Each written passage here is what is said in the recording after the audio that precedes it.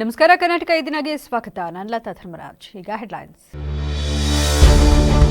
ಬೇಲೂರಿನ ಚನ್ನಕೇಶವ ದೇವಾಲಯಕ್ಕೆ ವಿಧಾನಸಭಾ ಉಪಸಭಾಪತಿ ಭೇಟಿ, ಕುಟುಂಬಸ್ಥರೊಂದಿಗೆ ಭೇಟಿ ನೀಡಿ ದರ್ಶನ, ತಹಶೀಲ್ದಾರ್ರಿಂದ ಸ್ವಾಗತ.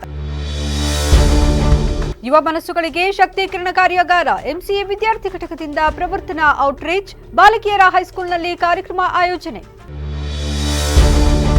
ಐತಿಹಾಸಿಕ ಹಿನ್ನೆಲೆಯುಳ್ಳ ಸಕಲೇಶಪುರ ಸ್ವಾಮಿ ದೇವಸ್ಥಾನದಲ್ಲಿ ಕಾರ್ತಿಕ ದೀಪೋತ್ಸವ, ಪಟ್ಟದ ನಂದಿಗೆ ವಿಶೇಷ ಪೂಜೆ, ಭಕ್ತಿಭಾವ ಮೆರೆದ ಭಕ್ತಗಣ.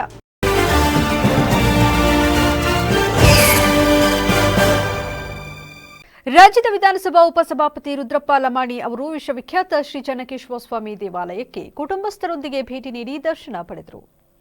ಮಾತನಾಡಿದ ಉಪಸಭಾಪತಿ ರುದ್ರಪ್ಪ ಲಮಾಣಿ, ಬೇಲೂರು ಹೊಯ್ಸಳ ವಾಸ್ತುಶಿಲ್ಪದ ಅದ್ಭುತತೆಗೆ ಮೆಚ್ಚುಗೆ ವ್ಯಕ್ತಪಡಿಸಿದರು. ಬೇಲೂರು ಚನ್ನಕೇಶವ ದೇವಾಲಯ ನಮ್ಮ ಸಂಸ್ಕೃತಿ, ಪರಂಪರೆ ಮತ್ತು ಹೊಯ್ಸಳರ ಶಿಲ್ಪಕಲೆಯ ಜೀವಂತ ನಿದರ್ಶನ. ಇಂತಹ ಐತಿಹಾಸಿಕ ಸ್ಥಳಗಳನ್ನು ಮುಂದಿನ ಪೀಳಿಗೆಗೆ ಉಳಿಸಲು ಎಲ್ಲರೂ ಜವಾಬ್ದಾರಿ. ಈ ಹಿಂದೆ ನಾನು ಮುಜರಾಯಿ ಸಚಿವರಾಗಿದ್ದಾಗ ಇದನ್ನು ವಿಶ್ವ ದರ್ಜೆಗೇರಿಸಲು ಹಲವಾರು ಯೋಜನೆಗಳನ್ನು ರೂಪಿಸಿದ್ದೆ. ಇದರ ಜೊತೆಯಲ್ಲಿ ಉತ್ತಮ ಪ್ರವಾಸಿ ತಾಣವನ್ನಾಗಿ ಅಭಿವೃದ್ಧಿಪಡಿಸಿ ಪ್ರವಾಸೋದ್ಯಮವನ್ನು ಅಭಿವೃದ್ಧಿಪಡಿಸಲು ಚಿಂತನೆ ನಡೆಸಲಾಗಿತ್ತು. ಆದರೆ ಅದು ಇಲ್ಲಿಯವರೆಗೆ ಏನಾಗಿದೆ ಎಂದು ಅದರ ಬಗ್ಗೆ ಮಾಹಿತಿ ಇಲ್ಲ. ಇಂತಹ ಪ್ರವಾಸಿ ತಾಣಗಳು ವಿಶ್ವ ಮಾನ್ಯತೆ ಪಡೆದಿದ್ದು ಇವುಗಳಿಗೆ ಎಲ್ಲಾ ರೀತಿಯ ಅಭಿವೃದ್ಧಿ ಕಾರ್ಯಗಳಾಗಬೇಕು. ಅದಲ್ಲದೆ ಈಗಾಗಲೇ ಯುನೆಸ್ಕೋ ವಿಶ್ವ ಪಟ್ಟಿಗೆ ಸೇರಿರುವುದು ಶ್ಲಾಘನೀಯ. ಇದನ್ನು ಹೆಚ್ಚಿನ ರೀತಿಯಲ್ಲಿ ವಿಶ್ವ ದರ್ಜೆಯ ಪ್ರವಾಸಿ ತಾಣವನ್ನಾಗಿ ಅಭಿವೃದ್ಧಿಪಡಿಸಲು ಸರ್ಕಾರಕ್ಕೆ ಮನವಿ ಮಾಡುತ್ತೇನೆ. ಇದು ನಮ್ಮ ಖಾಸಗಿ ಕಾರ್ಯಕ್ರಮವಾಗಿದ್ದು ಇಲ್ಲಿ ಯಾವುದೇ ರಾಜಕೀಯ ಬೇಡ ಎಂದು ನಗುತ್ತಾ ಉತ್ತರಿಸಿದರು. ಇದೇ ವೇಳೆ ಉಪಸಭಾಪತಿಯವರು ದೇಗುಲಕ್ಕೆ ಬಂದ ಸಂದರ್ಭದಲ್ಲಿ ಪ್ರಧಾನ ಅರ್ಚಕರಾದ ಶ್ರೀನಿವಾಸ್ ಭಟ್, ನರಸಿಂಹಪ್ರಿಯ ಭಟ್ ಹಾಗೂ ತಹಶೀಲ್ದಾರ್ ಶ್ರೀಧರ್ ಕಂಕನವಾಡಿ ಹಾಗೂ ದೇಗುಲ ಇಒ ಯೋಗೇಶ್ ಬರ್ಮಾಡಿಕೊಂಡರು. ನಾನು ಕಳೆದ ಬಾರಿ ಮಂತ್ರಿ ಇದ್ದಾಗ 2 ಸಲ ಬಂದಿದ್ದೆ ಮತ್ತು ಇದನ್ನು ನಮ್ಮ ಜಕಣಾಚಾರ್ಯ ಶಿಲ್ಪಿ ಜಕಣಾಚಾರ್ಯವರ ಒಂದು ಯೂನಿವರ್ಸಿಟಿಗೆ ಹೆಸರಿಡಬೇಕು ಮತ್ತು ಇದಕ್ಕೆ ಒಂದು ಅವ್ರ ಹೆಸರಿಡಬೇಕು ಅನ್ನೋ ಉದ್ದೇಶದ ನಂಜುಂಡಿಯವರು ನಾವು ಒಂದು ಪಾದಯಾತ್ರೆನೂ ಕೂಡ ಮಾಡಿದ್ವಿ. ಅವತ್ತು ಕೂಡ ಬಂದಿದ್ದೆ. ಇವತ್ತು ನಾನು ಚಿಕ್ಕಮಂಗ್ಳೂರಿಗೆ ಬಂದಿದ್ದೆ. ಚಿಕ್ಕಮಂಗ್ಳೂರಲ್ಲಿ ಪಿಟಿಷನ್ ಕಮಿಟಿ ಇತ್ತು. ಅದಕ್ಕೆ ಬಂದು ಆ ಕಮಿಟಿ ಮುಗಿಸ್ಕೊಂಡು ಇವತ್ತು ಇಲ್ಲಿ ನೋಡಿ ಹೋಗೋಣ ದೇವಸ್ಥಾನ ಮತ್ತು ಸೋಮೇಶ್ವರನ ಆಶೀರ್ವಾದ ಉದ್ದೇಶದಿಂದ ಬಂದ್ವಿ. ಬೇರೆ ನಾನು ಮುಜರಾಯಿ ಮಂತ್ರಿನೂ ಆಗಿದ್ದೆ. ಆ ಸಂದರ್ಭದಲ್ಲಿ ಇದು ಸಂಪೂರ್ಣವಾಗಿ ಕೇಂದ್ರ ಸರ್ಕಾರ, ರಾಜ್ಯ ಸರ್ಕಾರ ಇದನ್ನು ಮೇಂಟೆನೆನ್ಸ್ ಅಷ್ಟೇ ನೋಡ್ತೀವಿ ನಾವು. ಸಂಪೂರ್ಣವಾಗಿ ಏನಾದರೂ ಚೇಂಜ್ ಆಗಬೇಕಂದ್ರೆ ಆರ್ಕಿಯಾಲಜಿಕಲ್ ಡಿಪಾರ್ಟ್ಮೆಂಟಿಂದ ಆಗಬೇಕು. ಆದರೆ ಅವರು ದೇಶಾದ್ಯಂತ ಮಾಡಬೇಕು, ಕೇವಲ ಕರ್ನಾಟಕ ಮಾತ್ರ ಅಲ್ಲ. ಇದರಲ್ಲಿ ಹೇಗಿದೆ ಹಾಗೆ ಉಳಿಸ್ಬೇಕು, ಇದರಲ್ಲಿ ಹೊಸತನ ಏನು ಬರಬಾರ್ದು ಅನ್ನೋ ಉದ್ದೇಶದಿಂದ ಆ ಡಿಪಾರ್ಟ್ಮೆಂಟ್ನವರು ಒಂದು ಆ್ಯಕ್ಟನ್ನು ಮಾಡಿಕೊಂಡಿದ್ದಾರೆ. ಅದನ್ನು ಬದಲಾಯಿಸಿ ಇದನ್ನೇನಾದರೂ ಬದಲಾವಣೆ ಮಾಡಬೇಕು ಅಂದರೆ ಮಾತ್ರ ಆಗ್ತದೆ. ಈಗಿರ್ತಕ್ಕಂಥ ಶಿಲ್ಪಕಲೆಯನ್ನು ಈ ಸಂದರ್ಭದಲ್ಲಿ ಬ್ಲಾಕ್ ಕಾಂಗ್ರೆಸ್ ಅಧ್ಯಕ್ಷ ಎಂಜಿ ನಿಶಾಂತ್, ಪುರಸಭೆ ಅಧ್ಯಕ್ಷೆ ಉಷಾ ಸತೀಶ್, ತೀರ್ಥಕುಮಾರಿ ವೆಂಕಟೇಶ್, ಜಮಾಲ್, ಮೀನಾಕ್ಷಿ, ಮಾಜಿ ಸದಸ್ಯ ಜುಬೇರ್ ಅಹ್ಮದ್ ಇತರರು ಹಾಜರಿದ್ದರು. ವಿದ್ಯಾರ್ಥಿ ಘಟಕದ ವತಿಯಿಂದ ಬೆಂಗಳೂರು ವಿಭಾಗದ ಸಹಯೋಗದಲ್ಲಿ ಪ್ರವರ್ತನಾ ಔಟ್ರೀಚ್ ಕಾರ್ಯಕ್ರಮವನ್ನು ಶ್ರವಣಬೆಳಗೊಳದ ಸರ್ಕಾರಿ ಬಾಲಕಿಯರ ಹೈಸ್ಕೂಲ್ನಲ್ಲಿ ಆಯೋಜಿಸಲಾಗಿತ್ತು. ಈ ಕಾರ್ಯಕ್ರಮವನ್ನು ಶಾಖಾ ಸಲಹೆಗಾರ ಡಾಕ್ಟರ್ ಪಿಸಿ ಶ್ರೀಕಾಂತ್, ಫ್ಯಾಕಲ್ಟಿ ಸಂಯೋಜಕ ಮತ್ತು ಬೆಂಗಳೂರು ಹಾಗೂ ಮೈಸೂರು ಉಪವಿಭಾಗದ ಎಕ್ಸಿಕಾಂ ಸದಸ್ಯ ಡಾಕ್ಟರ್ ಕೀರ್ತಿ ಡಿಎಸ್, ಎಂಸಿಎ ವಿಭಾಗದ ಸಹ ಪ್ರಾಧ್ಯಾಪಕ ಡಾಕ್ಟರ್ ಎಚ್ಎಲ್ ಪ್ರಕೃತಿ ಹಾಗೂ ವಿದ್ಯಾರ್ಥಿ ಘಟಕದ ವಿದ್ಯಾರ್ಥಿ ಅಧ್ಯಕ್ಷ ಅಂಕೇಶ್ ಎನ್ ಇವರ ಸಮನ್ವಯದಲ್ಲಿ ನಡೆಸಲಾಯಿತು. ಈ ಕಾರ್ಯಕ್ರಮಕ್ಕೆ ಸರ್ಕಾರಿ ಬಾಲಕಿಯರ ಹೈಸ್ಕೂಲ್ ಶ್ರವಣಬೆಳಗೊಳದ ಮುಖ್ಯೋಪಾಧ್ಯಾಯರಾದ ಶ್ರೀಮತಿ ಭವಾನಿ ಅವರು ಬೆಂಬಲ ನೀಡಿದರು. ವಿದ್ಯಾರ್ಥಿ ಘಟಕದ ಸದಸ್ಯರು ಯುವ ಮನಸ್ಸುಗಳಿಗೆ ಶಕ್ತೀಕರಣ ಎಂಬ ವಿಷಯದ ಬಗ್ಗೆ ಆಕರ್ಷಕ ಮತ್ತು ತಿಳುವಳಿಕೆಯಿಂದ ಕೂಡಿದ ಕಾರ್ಯಾಗಾರವನ್ನು ನಡೆಸಿದರು. ನಂತರ ನಡೆದ ಪ್ರಾಯೋಗಿಕ ಮಿನಿ ಪ್ರಾಜೆಕ್ಟ್ ಚಟುವಟಿಕೆಗಳು ವಿದ್ಯಾರ್ಥಿಗಳಿಗೆ ಮೂಲ ಎಲೆಕ್ಟ್ರಾನಿಕ್ ಸೆನ್ಸಾರ್ಗಳು ಹಾಗೂ ಎಂಬೆಡೆಡ್ ಸಿಸ್ಟಂಗಳ ಬಗ್ಗೆ ಅರಿವು ಪಡೆಯಲು ಸಹಾಯ ಮಾಡಿತು. ಸಕಲೇಶಪುರ ತಾಲೂಕಿನ ಪುರಾತನ ಇತಿಹಾಸವನ್ನು ಹೊಂದಿರುವ ಶ್ರೀ ಸಕಲೇಶ್ವರ ಸ್ವಾಮಿ ದೇವಸ್ಥಾನದಲ್ಲಿ ಕಾರ್ತಿಕ ದೀಪೋತ್ಸವದ ಮಹೋತ್ಸವ ಭಕ್ತರ ಮನಸ್ಸಿಗೆ ಶಾಂತಿ ಮತ್ತು ಸಂತೃಪ್ತಿ ತುಂಬಿತು. ಈ ವರ್ಷದ ದೀಪೋತ್ಸವದಲ್ಲಿ ವಿಶೇಷ ಆಕರ್ಷಣೆಯಾಗಿದ್ದುದು ಪರಂಪರೆಯ ಪ್ರತೀಕ, ಶಕ್ತಿಯ ರೂಪಕ ಮತ್ತು ಶಿವನ ಹಾಗೂ ಊರಿನ ನಿತ್ಯ ಸಹಚರನಾದ ಪಟ್ಟದ ನಂದಿ. ನಂದಿಯ ಮೇಲಿರುವ ಶಿವಲಿಂಗಕ್ಕೆ ಜಂಗಮರಿಂದ ವೈದಿಕ ಮಂತ್ರೋಚ್ಚಾರಣೆಗಳ ನಡುವೆ ಶಿವಪೂಜೆ, ಬಿಲ್ವಪತ್ರಾಭಿಷೇಕ ಹಾಗೂ ನಮನಗಳನ್ನು ಸಲ್ಲಿಸಲಾಯಿತು. ದೇವಾಲಯದ ಅರ್ಚಕರಾದ ಶಿವಶಂಕರ್ ಭಟ್, ರಾಮ್ಪ್ರಸಾದ್ ಯಾದವ್ ಮತ್ತು ಎಸ್ಸಿ ಸೋಮೇಶ್ ಅವರಿಂದ ನಂದಿಗೆ ಪುಷ್ಪ ಸೇವೆ ಸಲ್ಲಿಸಲಾಯಿತು. ನಂತರ ನಂದಿಗೆ ಪ್ರಸಾದ ವಿತರಿಸಲಾಯಿತು. ಪ್ರಸಾದ ಸ್ವೀಕರಿಸಿದ ಕ್ಷಣದಲ್ಲಿ ಭಕ್ತರ ಮುಖದಲ್ಲಿ ಕಂಡ ಸಂತೋಷ ದೀಪೋತ್ಸವದ ಆಧ್ಯಾತ್ಮಿಕ ಶಕ್ತಿಯನ್ನು ಸ್ಪಷ್ಟಪಡಿಸಿತು. ಭಕ್ತರ ಆಸರೆ ವಿನಯದ ಸಂಕೇತವಾಗಿರುವ ನಂದಿಯ ಮುಂದೆ ಭಕ್ತರು ಕಣ್ಣೀರು ತುಂಬಿಕೊಂಡು ಪ್ರಾರ್ಥನೆ ಸಲ್ಲಿಸುವ ದೃಶ್ಯವು ಸಮಾರಂಭದ ಪವಿತ್ರತೆಯನ್ನು ಇನ್ನಷ್ಟು ಗಾಢಗೊಳಿಸಿತು. ಬಂದಂತಹ ಭಕ್ತಾದಿಗಳಿಗೆ ಪ್ರಸಾದ ಸೇವೆಯನ್ನು ಏರ್ಪಡಿಸಲಾಗಿತ್ತು. ಕಾರ್ಯಕ್ರಮದಲ್ಲಿ ದೇವಸ್ಥಾನದ ಅಧ್ಯಕ್ಷರಾದ ಎಸ್ಆರ್ ದೇವರಾಜ್, ಕೊಪ್ಪಲು ಮಾರಮ್ಮ ದೇವಸ್ಥಾನದ ಅಧ್ಯಕ್ಷರಾದ ಎಸ್ಆರ್ ಸಂತೋಷ್, ರುದ್ರೇಗೌಡ ಸೇರಿದಂತೆ ದೇವಸ್ಥಾನದ ಆಡಳಿತ ಮಂಡಳಿಯ ಸದಸ್ಯರು ಹಾಗೂ ಅನೇಕ ಭಕ್ತರು ಭಾಗವಹಿಸಿ ದೀಪೋತ್ಸವಕ್ಕೆ ವೈಭವವನ್ನು ತುಂಬಿದರು. ರಾಜ್ಯದಲ್ಲಿ ಯಾವುದೇ ಕೊಲೆಗಡುಕರಿಗೆ, ದೇಶದ್ರೋಹಿಗಳಿಗೆ ಮತ್ತು ಭಯೋತ್ಪಾದಕರುಗಳಿಗೆ ಭಯ ಇಲ್ಲದಂತಾಗಿದೆ ಎಂದು ಗೃಹ ಸಚಿವರು ನಿಸ್ಸಹಾಯಕರಾಗಿದ್ದಾರೆ ಎಂದು ಬಿಜೆಪಿ ರಾಜ್ಯಾಧ್ಯಕ್ಷ ಬಿವೈ ವಿಜಯೇಂದ್ರ ತಿಳಿಸಿದ್ದಾರೆ. ತಾಲೂಕಿನ ಹಳೆಬೀಡಿನ ಪುಷ್ಪಗಿರಿ ಮಠದ ಕಾರ್ಯಕ್ರಮದಲ್ಲಿ ಭಾಗವಹಿಸಿ ಮಾತನಾಡಿದ ಅವರು, ಶಿವಮೊಗ್ಗದಲ್ಲಿ ಆಗಾಗ ಗಲಾಟೆ, ಹಲ್ಲೆ ನಡೆಯುತ್ತದೆ ಮತ್ತು ಬೆಂಗಳೂರು ಬ್ಯಾಂಕ್ ಹಣ ದರೋಡೆ ವಿಚಾರವಾದರೂ ರಾಜ್ಯದಲ್ಲಿ ಕಾನೂನು ಸುವ್ಯವಸ್ಥೆ ಸಂಪೂರ್ಣ ಹದಗೆಟ್ಟಿದೆ. ಗೃಹ ಸಚಿವರನ್ನ ಕೇಳಿದ್ರೆ ಅವರಿಂದ ಏನೂ ಗೊತ್ತಿಲ್ಲ ಅನ್ನೋದನ್ನ ಬಿಟ್ಟರೆ ಬೇರೆ ಏನನ್ನೂ ನಿರೀಕ್ಷಿಸುವುದು ಸಾಧ್ಯವಿಲ್ಲ ಎಂದರಲ್ಲದೆ ರಾಜ್ಯದಲ್ಲಿ ಕಾನೂನು ಸುವ್ಯವಸ್ಥೆ ಸಂಪೂರ್ಣ ಹದಗೆಟ್ಟಿದೆ. ಇತ್ತೀಚೆಗೆ ಪರಪ್ಪನ ಅಗ್ರಹಾರದಲ್ಲಿ ಯಾವ ರೀತಿ ಘಟನೆ ನಡೆದಿದೆ ಅನ್ನೋದು ಎಲ್ಲರಿಗೂ ಗೊತ್ತಿರೋ ವಿಚಾರ. ಗೃಹ ಸಚಿವರು ರಾಜ್ಯದಲ್ಲಿ ಇದ್ದಾರಾ ಅನ್ನೋ ಪ್ರಶ್ನೆ ಜನಸಾಮಾನ್ಯರಲ್ಲಿ ನಿರ್ಮಾಣವಾಗಿದೆ ಎಂದು ಗೃಹ ಸಚಿವರ ವಿರುದ್ಧ ಕಿಡಿಕಾರಿದರು. ಅಭಿವೃದ್ಧಿ ಇದ್ರೆ ತಾನೇ ಕುಂಠಿತ ಆಗುವಂತದ್ದು. ಕಳೆದ 2.5 ವರ್ಷದಲ್ಲಿ ಕಾಂಗ್ರೆಸ್ ಸರ್ಕಾರ ಬಂದಾಗಿನಿಂದ ಕರ್ನಾಟಕ ರಾಜ್ಯದಲ್ಲಿ ಅಭಿವೃದ್ಧಿಗೋಸ್ಕರ ಯಾವುದೇ ಅನುದಾನವನ್ನ ನೀಡ್ತಾ ಇಲ್ಲ. ಎಂತ ಕೆಟ್ಟ ಪರಿಸ್ಥಿತಿಗೆ ಬಂದಿದೆ ಅಂತ ಹೇಳಿದ್ರೆ ಗುಂಡಿ ಮುಚ್ಚಕ್ಕೂ ಕೂಡ ಸರ್ಕಾರ ಯಾವುದೇ ಅನುದಾನವನ್ನು ನೀಡ್ತಾ ಇಲ್ಲ. ಇದರ ಪರಿಣಾಮನೇ ಆಡಳಿತ ಪಕ್ಷದ ಶಾಸಕರು ತಮ್ಮ ಸ್ಥಾನಕ್ಕೆ ರಾಜೀನಾಮೆ ಕೊಡಬೇಕು, ಈ ರೀತಿ ಚರ್ಚೆಗಳು ನಡೀತಾ ಇರುವಂತದ್ದು ಬಹಿರಂಗವಾಗಿ ಇವತ್ತು ಸಿದ್ದರಾಮಯ್ಯನವರು ಮುಖ್ಯಮಂತ್ರಿ ಸ್ಥಾನದಿಂದ ಇಳಿಸಬೇಕು ಅಂತ ಕೆಲವರು ಹೋರಾಟ ಮಾಡ್ತಾ ಇದ್ದಾರೆ. ಕೆಲವರು DK ಶಿವಕುಮಾರ್ ಅವರನ್ನ ಮುಖ್ಯಮಂತ್ರಿ ಮಾಡಬೇಕು ಅಂತ ಹೋರಾಟ ನಡೆಸ್ತಾ ಇದ್ದಾರೆ. ಇನ್ನು ಕೆಲವರು ಅವರಿಬ್ಬರ ಜಗಳದಲ್ಲಿ ನಾವು ಮುಖ್ಯಮಂತ್ರಿ ಆಗ್ಬೇಕು ಅಂತೇಳಿ ಉಳಿದಿರ್ತಕ್ಕಂಥವ್ರು ಕೂಡ ಆ ಒಂದು ಮುಖ್ಯಮಂತ್ರಿ ಕುರ್ಚಿಗೆ ಟವಲ್ ಹಾಕೊಂಡು ಕೂತಿದ್ದಾರೆ. ಒಟ್ಟಾರೆಯಾಗಿ ರಾಜ್ಯದ ರೈತರ ಪರಿಸ್ಥಿತಿಯ ಬಗ್ಗೆ ಕಿಂಚಿತ್ತೂ ಕೂಡ ಕಾಳಜಿನ ತೋರಿಸ್ತಾ ಇಲ್ಲ ಕಾಂಗ್ರೆಸ್ ಸರ್ಕಾರ. ಅತಿವೃಷ್ಟಿ ಆಯ್ತು, ಯಾವುದೋ ಒಂದು ಪರಿಹಾರವನ್ನ, ಬೆಳೆ ನಷ್ಟ ಆದಂತ ಸಂದರ್ಭದಲ್ಲಿ ರೈತರಿಗೆ ಪರಿಹಾರವನ್ನ ಕೊಡ್ಲಿಲ್ಲ. ಕಬ್ಬು ಬೆಳೆಗಾರರ ಹೋರಾಟ ಇನ್ನೂ ಕೂಡ ನಿರಂತರವಾಗಿ ನಡೀತಾ ಇದೆ, ಬೀದಿಗಳು ಹೋರಾಟ ಮಾಡ್ತಾ ಇದ್ದಾರೆ. ಮತ್ತೊಂದು ಕಡೆ ಮೆಕ್ಕೆಜೋಳ ಖರೀದಿ ಕೇಂದ್ರ ಕೂಡ ಸರ್ಕಾರ. ಕಾರ್ಯಕ್ರಮದಲ್ಲಿ ಶಾಸಕ ಸುರೇಶ್, ಶಾಸಕ ಹರೀಶ್ ಪುಂಜಾ ಮತ್ತು ಮಾಜಿ ಶಾಸಕ ಪ್ರೀತಂ ಗೌಡ ಭಾಗಿಯಾಗಿದ್ದರು. ಅರ್ಕಲಗೂಡು ತಾಲೂಕಿನ ಕಾಳೇನಹಳ್ಳಿ ಗ್ರಾಮ ಪಂಚಾಯಿತಿ ವ್ಯಾಪ್ತಿಯ ಬಸವನಹಳ್ಳಿ ಕೊಪ್ಪಲು ಗ್ರಾಮದ ರೈತ ಬಿಎಸ್ ರವಿ ಎಂಬುವರು ಮಾಹಿತಿ ಹಕ್ಕು ಕಾಯ್ದೆಯಡಿ ದಾಖಲಾತಿಗಳನ್ನು ಮೂಟೆಗಳ ಮೂಲಕ ಪಡೆದಿರುವುದನ್ನು ಗ್ರಾಮಸ್ಥರು, ಅಕ್ಕಪಕ್ಕದ ಜನರು ಕುತೂಹಲದಿಂದ ವೀಕ್ಷಿಸಿದರು. ಅರ್ಕಲಗೂಡು ತಾಲೂಕು ರಾಮನಾಥಪುರ ಹೋಬಳಿ ಬಸವನಹಳ್ಳಿ ಗ್ರಾಮದ ಬಿಎಸ್ ರವಿ ಎಂಬುವರು ಕಾಳೇನಹಳ್ಳಿ ಗ್ರಾಮ ಪಂಚಾಯಿತಿ ವತಿಯಿಂದ ನಡೆದಿರುವ ನೂರಾರು ಕಾಮಗಾರಿಗಳ ಅನುಷ್ಠಾನಕ್ಕೆ ಸಂಬಂಧಿಸಿದ ಎಲ್ಲಾ ದಾಖಲಾತಿಗಳನ್ನು ಕೋರಿ ಮಾಹಿತಿ ಹಕ್ಕು ಕಾಯ್ದೆಯಡಿ ಅರ್ಜಿ ಸಲ್ಲಿಸಿದರು. ಸರ್ಕಾರಿ ಕಚೇರಿಗಳಿಗೆ ವಿನಾಕಾರಣ ಅಲೆದಾಡಿಸುವ ಅಧಿಕಾರಿಗಳ ಪ್ರವೃತ್ತಿಯಿಂದ ಬೇಸತ್ತು ಅಂತಿಮವಾಗಿ ಕೈಚೆಲ್ಲುತ್ತಾರೆ. ಆದರೆ ಬಸವನಹಳ್ಳಿ ಕೊಪ್ಪಲು ಗ್ರಾಮದ ರೈತ ರವಿ ಮಾತ್ರ ಕಾಳೇನಹಳ್ಳಿ ಗ್ರಾಮ ಪಂಚಾಯಿತಿ 2020ರಿಂದ 25ರ ಮಾರ್ಚ್ ತನಕ 5 ವರ್ಷಗಳ ಅವಧಿಯಲ್ಲಿ ಕೈಗೊಂಡಿರುವ ವಿವಿಧ ಅಭಿವೃದ್ಧಿ ಕಾಮಗಾರಿಗಳ ಅಧಿಕೃತ ಮಾಹಿತಿಯನ್ನು ಪಡೆದುಕೊಳ್ಳುವ ಸಲುವಾಗಿ ಮನೆಯಲ್ಲಿ ಸಾಕಿಕೊಂಡಿದ್ದ ಬೆಲೆ ಬಾಳುವ ಹಸುವನ್ನ 25,000ಕ್ಕೆ ಮಾರಾಟ ಮಾಡಿ ಸ್ನೇಹಿತರಿಂದ 10,000 ರೂಪಾಯಿ ಸಾಲ ಪಡೆದು ಒಟ್ಟು 32,000 ರೂಪಾಯಿ ಡಿಡಿ ಹಣವನ್ನು ಕೆನರಾ ಬ್ಯಾಂಕ್ ಮೂಲಕ ಗ್ರಾಮ ಪಂಚಾಯಿತಿಗೆ ತುಂಬಿ 16,000 ಪುಟಗಳ ದಾಖಲೆಯನ್ನು ಅಂಚೆ ಕಚೇರಿ ಮೂಲಕ ನೋಂದಾಯಿತ ಪೋಸ್ಟ್ ಮೂಲಕ ಪಡೆದುಕೊಂಡು ಇತರರು ಹುಬ್ಬೇರುವಂತೆ ಮಾಡಿದ್ದಾರೆ. 4 ಚೀಲಗಳ ಪೈಕಿ 1 ಚೀಲದ ದಾಖಲೆಗಳನ್ನು ತಾವು ಕೂಲಂಕುಷವಾಗಿ ಪರಿಶೀಲಿಸಲಾಗುತ್ತಿದೆ. ಇದರಲ್ಲಿ ನಿಖರ ಮಾಹಿತಿಯ ಪ್ರತಿಗಳು ಲಭ್ಯವಾಗಿಲ್ಲ. ಉಳಿದ ಚೀಲಗಳಲ್ಲಿನ ದಾಖಲೆಗಳನ್ನು ಪರಿಶೀಲನೆ ನಡೆಸಿದ ಬಳಿಕ ಮುಂದಿನ ಹೋರಾಟವನ್ನು ತೀವ್ರಗೊಳಿಸಲಾಗುವುದು ಎಂದು ರೈತ ರವಿ ತಿಳಿಸಿದ್ದಾರೆ. ಗ್ರಾಮ ಪಂಚಾಯತಿಯಲ್ಲಿರುವ ದಾಖಲೆಗಳ ಪ್ರಕಾರ ಯಾವುದಾದರೂ ಅಕ್ರಮ ಕಂಡು ಬಂದರೆ ಲೋಕಾಯುಕ್ತಕ್ಕೆ ದೂರು ಸಲ್ಲಿಸುತ್ತೇನೆ. ನಾನು ದಾಖಲೆ ಕೋರಿ ಅರ್ಜಿ ಸಲ್ಲಿಸಿದ ನಂತರ ಅರ್ಜಿ ಹಿಂಪಡೆಯುವ ಹಲವು ಆಮಿಷಗಳನ್ನು ಒಡ್ಡಲಾಯಿತು. ಅದಕ್ಕೆ ಬಗ್ಗದಿದ್ದಾಗ ನಾನು ದೌರ್ಜನ್ಯ ಎಸಗಿದ್ದೇನೆ ಎಂದು ಆರೋಪಿಸಿ ಕೆಲವು ಗ್ರಾಮ ಪಂಚಾಯಿತಿ ಸದಸ್ಯರು ಪೊಲೀಸ್ ಠಾಣೆಗೆ ಸುಳ್ಳು ದೂರು ನೀಡಿದ್ದಾರೆ. ಹಕ್ಕು ಕಾಯ್ದೆ ಅನ್ನುವ ಅರ್ಜಿ ಸಲ್ಲಿಸಿದ ಮೇಲೆ ಎಷ್ಟು ಬಾರಿ ಕಚೇರಿಗೆ ಹೋಗಿದ್ದೀರಿ? ಒಂದು 2 ಬಾರಿ ಹೋಗಿದೆ ಸರ್. ಏನು ಅಲ್ಲಿಂದ ನಿಮ್ಗೆ ಏನಂದ್ರು, ಬನ್ನಿ ಇದು ಕೊಡ್ತೀನಿ, ಆ ಕೊಡ್ತೀನಿ, ಈ ಕೊಡ್ತೀನಿ, ಗುರುವಾರ ಕೊಡ್ತೀನಿ ಅಂದ್ರು. ಯಾರು? ಲೋಕೇಶ್ PDO ಅವರೇ. ಅದು ರೆಕಾರ್ಡ್ ಇದೆ. ಕರೆಂಟ್ ಇಲ್ಲ, ಅದಿಲ್ಲ. ಆಮೇಲೆ ಜೆರಾಕ್ಸ್ ನೀವು ಅಪ್ಪರ ಕೇಳಿದ್ರಿ, 1 ವರ್ಷದ ಕೇಳಿಲ್ಲ, ನೀವು 5 ವರ್ಷದ ಗಂಟೆ ಕೇಳಿದ್ರಿ. ಕೊಡ್ತೀನಿ ತಡಿಯಪ್ಪ ಅಂತ ಮಾತಾಡಿದ್ರು. ಅದಕ್ಕೆ ಗುರುವಾರ ಕೊಡ್ತೀನಿ ಅನ್ನೋದು ರೆಕಾರ್ಡು ನಮ್ಮ ಹತ್ರ ಇದೆ. ಆ ಗುರುವಾರಲೂ ಕೊಡ್ದೇನೆ ಇರೋದಕ್ಕೆ ನಾನು ಮತ್ತೆ ಅಂಚೆ ಕಚೇರಿ ಮೂಲಕ ಹಾಕ್ತೀನಿ ಅಂತ ಹೇಳಿದ್ರು. ಸರ್, ನಿಮ್ಮ ಕಾನೂನುಬದ್ಧವಾಗಿ ನೀವು ಹಾಕಿ, ನಾವು ಕಾನೂನುಬದ್ಧವಾಗಿ ನಾವು ಹಾಕ್ತೀವಿ ಅಂತ ಹೇಳಿ. ಈಗ ಅಂಚೆ ಕಚೇರಿಗೆ ನೀವು ದಾಖಲಾತಿ ಬಂದಿಂದ ನೀವು ಮಾಹಿತಿ ಕೊಟ್ಟಾರೆ ಯಾರು? ಪೋಸ್ಟ್ ಆಫೀಸ್ ಇದ್ರವರು. ಯಾವತ್ತು? ಅವತ್ತು ಗುರುವಾರ. ಅದನ್ನ ಹೇಗೆ ರಿಸೀವ್ ಮಾಡ್ಕೊ ಬಂದ್ರಿ? ಎತ್ತು ಗಾಡಿ. ನಾವು ಆಮೇಲೆ ಈ RT ಮಾಹಿತಿ ಹಕ್ಕು ಹಾಕಿದ ಮೇಲೆ ಪೊಲೀಸ್ನ ಮೆಂಬರ್ಗಳೆಲ್ಲ ಹೋಗಿ ಪಂಚಾಯತಿ ಹತ್ರಕ್ಕೆ ಬಂದು ಗಲಾಟೆ ಮಾಡಿದ್ದಾರೆ ಅಂದ್ಬಿಟ್ಟು ದೌರ್ಜನ್ಯ ಮಾಡಿದ್ದಾರೆ. ಅಲ್ಲ, ನೀವು ಇದಕ್ಕೆ ಅರ್ಜಿ ಹಾಕ್ಲಿಕ್ಕೆ ಕಾರಣ ಏನು? ಕಾರಣ ನಮ್ದು ಒಂದು ಕೊಡಕೆ ಆಯಿತು, ಕೊಡಕೆ ಮಾಡಿದೆ, ನಾವು ಬ್ರೆಡ್ ಏನು ಹಾಕ್ಸಿಲ್ಲ, ಗೋಡೆ ಕಟ್ಟಿಲ್ಲ, ಕಬ್ಬಣ ಹಾಕ್ಬಿಟ್ಟು ಸೀಟ್ ಹಾಕ್ಸಿದ್ದೀನಿ ಸರ್. ಸೀಟ್ ಹಾಕ್ಸಿ ಉದ್ದೇಶಕ್ಕೆ ನಾವು ಹೋಗಿ ಕೇಳ್ದವ್ ಕೊಡಕೆ ಮಾಡ್ತಾ ಇದ್ದೀನಿ ಸರ್, ನಮಗೆ ಮಾಡಿಕೊಡಿ ಅನ್ನೋದಕ್ಕೆ ಗೋಡೆ ಕಟ್ಟಬೇಕು, ನೆಲಕ್ಕೆ ಬ್ರೆಡ್ ಹಾಕಬೇಕು, ಗೌಜಿಗೆ ಕಟ್ಟಬೇಕು, ಕಾನೂನು ಪ್ರೊಸೀಜರ್ ಇದೆ ಅಂದರು. ಹಿಂದೆ ಹಿಂಗೆ ಕೊಟ್ಟಿದ್ದೀರಾ ಸರ್ ಅಂತ ನಾನು ಕೇಳಿದ್ದೆ.